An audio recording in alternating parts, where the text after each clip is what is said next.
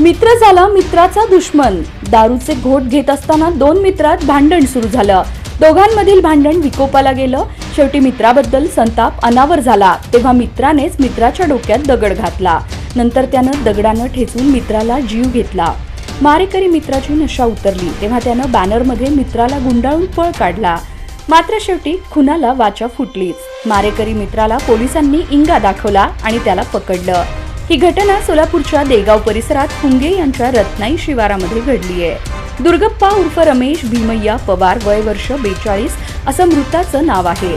त्याच्या हत्येप्रकरणी पोलिसांनी आरोपी मुरसा उर्फ मुन्ना अब्दुली शेख याला पकडला आहे। याबाबत मिळालेली अधिक माहिती अशी की गुलबर्गा जिल्ह्यातील खणदाळ येथील रहिवासी दुर्गप्पा उर्फ रमेश भीमय्या पवार, त्याचा मित्र मुरसा उर्फ मुन्ना अब्दुली शेख रिंग रोड सिद्धेश्वर मठाजवळ गुलबर्गा पुंगे यांच्या रत्नाई शिवार प्लॉटिंगमध्ये असणाऱ्या लिंबाच्या झाडाखाली दारू पीत बसले होते। दरम्यान त्यांच्यात अज्ञात कारणावरून बाचाबाची झाली।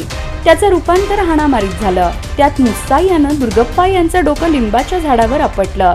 त्यात तो खाली पडला असता त्यानं दुर्गप्पाला जीवे ठार मारण्याच्या उद्देशाने तिथे पडलेल्या दगडानं त्याच्या डोक्यात वार केला।